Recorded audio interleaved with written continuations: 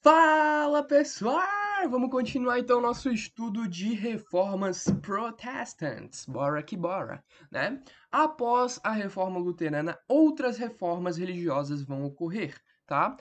A primeira que aconteceu depois da reforma anabatista, inclusive, né, que a gente viu na última aula, foi a reforma anglicana. O que que vai acontecer? A reforma anglicana é massa, né? Porque a anglicana, ela tem uns bafão, né? O que que vai acontecer, pessoal?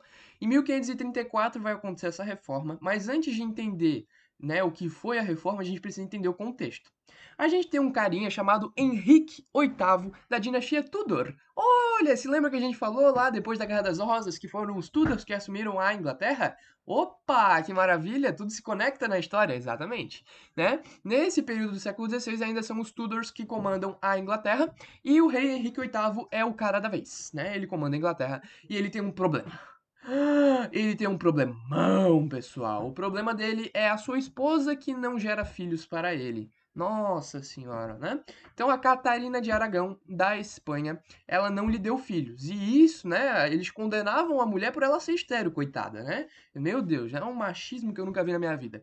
Mas enfim, ele então condenou a Catarina de Aragão por ela não dar filho. Olha só o problema. O rei Henrique VIII, ele é da Inglaterra. A Catarina de Aragão, ela é da Espanha.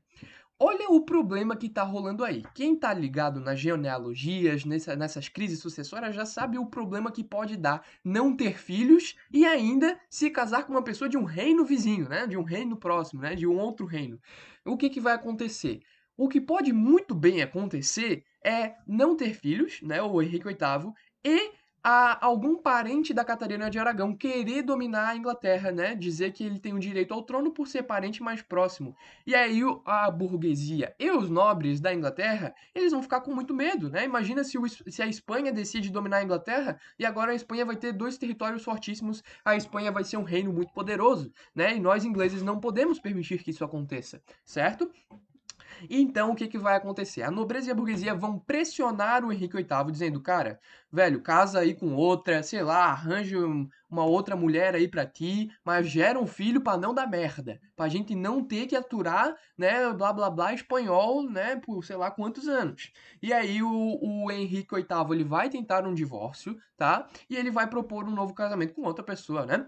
Só que o papa da época, né, um papa que era o Papa Clemente VII, que ele era de Aragão, né? Ele então tava tudo em casa, né? Ele era da Espanha. Ele que vai julgar se isso era viável ou não. E ele vai dizer o seguinte: não, não é viável, né? Ele não vai aceitar que o Henrique VIII ele se separe da Catarina de Aragão, tá? Então tudo em casa, né? A gente pode ver aí que o Papa é de Aragão e a Catarina também e o interesse é de Aragão e enfim, né? Então o Papa Clemente VII não vai aceitar. O que que o Henrique vai fazer?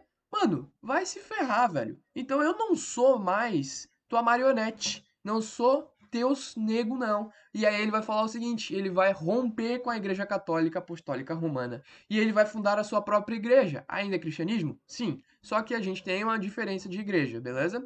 Então ele vai romper com a Igreja Católica e vai fundar a Igreja Anglicana, tá? Em 1534. Esse episódio foi conhecido como o Ato de Supremacia, onde o Henrique VIII, chateado com o Papa Clemente, né, ele vai acabar criando uma própria denominação eclesiástica cristã. Beleza? Então agora a gente tem a religião oficial da Inglaterra, é o cristianismo anglicano. Tranquilo? E depois disso, o Henrique se casou mais vezes e teve 5 filhos e deu tudo certo, né? Os burgueses conseguiram dormir tranquilos. Beleza, pessoal? Além disso, nós vamos ter aí outra doutrina, tá? A doutrina calvinista. Em 1536, nós vamos ter João Calvino proclamando então as suas teses, né? Proclamando as suas ideias de reforma. Ele vai falar o seguinte, cara, nós burgueses, ele era burguês, ele tinha um interesse burguês, tá? E além, né? Tipo, talvez ele nem seja um burguês, né? De muitas posses, mas ele era digamos, se ele fosse um monge, ele tinha muitos amigos burgueses e ele defendia esses interesses, beleza? Então a gente tem aí os interesses burgueses sendo defendidos pelo João Calvino, tá? Então ele vai falar o seguinte: a predestinação perante o sucesso é o que rege a salvação. Né? Então, o que que vai acontecer? Antes, né, a Igreja Católica ela falava que o trabalho ele era uma dor, ele era uma punição. O João Calvino ele vai dizer o contrário. O trabalho ele serve para dignificar o homem e a alma. O João Calvino nessa ética protestante calvinista, né, ele vai trazer então que o trabalho ele é uma maneira de você enriquecer, ele é uma maneira de você contribuir com a sociedade. Então a gente vai ter uma supervalorização do trabalho. Dentro da ética protestante calvinista, a gente vai ter essa situação de dignificar o trabalho para atender os benefícios burgueses. Então, se as pessoas elas têm na cabeça que o trabalho é importante, então as pessoas vão trabalhar mais, as pessoas vão procurar mais maneiras de enriquecer, elas vão então contribuir para o princípio mercantilista da parada, que é o que a gente está vendo no século XVI, né? Então a gente vai ter essa procura por trabalho, prosperidade, enriquecimento, né? E aí, para completar tudo isso, o João Calvino também falou o seguinte, cara, como assim a gente não pode ter juros? Como a gente não pode cobrar juros? Cara, isso fere totalmente o princípio mercantilista. E se Deus deu o dinheiro, é pra gente saber fazer o que a gente quer, né? Então o João Calvino, ele vai trazer essa situação, né, de procurar, né, poder cobrar juros e vai trazer toda uma situação comercial para dentro da reforma, então trazendo os princípios burgueses para dentro de uma reforma religiosa, tá certo? O que eu quero trazer aqui para vocês, além disso, é as ramificações do calvinismo. O calvinismo, então, ele vai se dividir em três, basicamente, são os três principais, tá? O calvinismo, se eu não me engano, surgiu na Holanda, tá? Ou, enfim, em algum país mais ao norte da Europa. Só que ele vai se espalhar pela Europa e ele vai ter denominações diferentes dependendo do lugar onde ele vai se inserir. Por exemplo, na Inglaterra, a gente vai chamar o calvinista de puritano. Então, se você escutar, ele é um cristão puritano, na verdade, ele é um cristão calvinista que lá ele se chama puritano, beleza? Mas a origem dessa denominação, a origem dessa igreja, ela vem lá do João Calvino, beleza? Na França vão ser os cristãos huguenotes, tá? E na Escócia a gente vai ter os presbiterianos. Sim, é daí que vem os presbiterianos, tranquilo?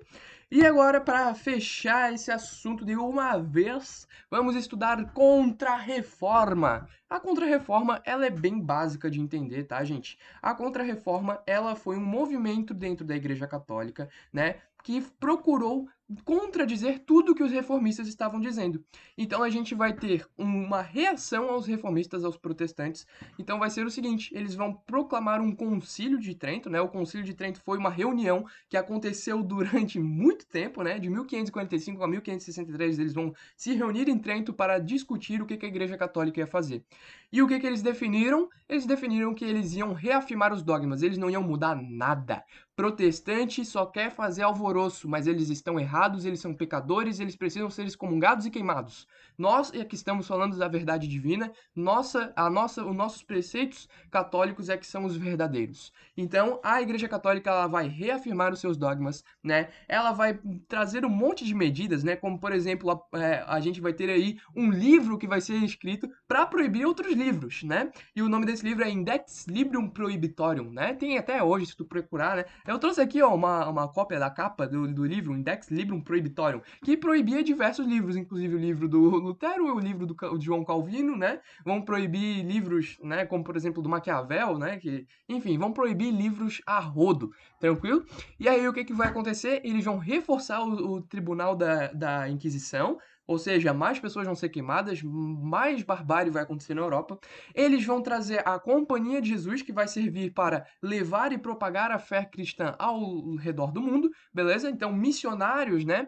Como, por exemplo, os próprios jesuítas, né, a ordem jesuíta que vai vir aqui para o Brasil para catequizar indígenas, né, eles vão então espalhar essas catequeses ao redor do mundo, espalhando a fé cristã, católica, principalmente, né, a gente tem que dar o ênfase nisso, a fé católica, né, eles querem então enfraquecer essas reformas e eles querem pegar esse poder reafirmando, né, os seus dogmas. E a gente vai ter o protagonismo, né, de Portugal e Espanha, que são dois países que não fizeram reforma, tá? E eles vão, então, manter a Igreja Católica intacta nesses territórios, né? E o protagonismo vai ser deles, né? De espalhar essa fé cristã pelo mundo. Então, a gente vai ter aí a Espanha, né? Doutrinando o indígena Inca, Maia, Azteca, né, aqui na América. A gente vai ter a indígena sendo doutrinado, né?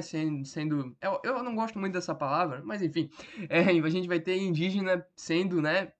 forçado a entender, a gente vai ter realmente um genocídio, tá, por parte desses missionários que vão então trazer essa igreja e essa visão de mundo, né, considerando que a visão de mundo do nativo que estava aqui na América era inferior. Então eles precisavam, né, desse conhecimento, né, eles precisavam dessa evolução. Beleza? Então a gente vai ter aí todo esse contexto, né, de contra-reforma que é incisivamente reafirmando os dogmas da Igreja Católica. E hoje em dia, o cristianismo, ele é uma religião. Mas qual é a igreja? Qual é a denominação? Isso a gente tem que tomar muito cuidado, tá, pessoal? Tu não pode chegar e chamar todo mundo, é católico, é protestante, beleza? Pode ser até que um dia tu fale isso pra alguém e essa pessoa se sinta ofendida, né? Então tu precisa ter a seguinte noção, né? Existe uma diferença entre religião e igreja, beleza? Religião é os princípios básicos, né? De toda aquela liturgia, aqueles ensinamentos, né? Eles vão ter os mesmos princípios. Só que as práticas, né? E os princípios menores, né? Os pormenores daquela religião, eles vão acabar se difundindo para diferentes igrejas, né? Então a gente vai ter hoje em dia diversas denominações cristãs, certo? Então tu não pode chamar todo mundo de católico, todo mundo de, sei lá, de crente. Isso daí é um pouco preconceituoso, eu aconselho vocês a rever esse pensamento. Beleza, pessoal? Fico por aqui, espero que vocês tenham gostado, espero que tenha ajudado o estudo de todos e valeu! Uhul!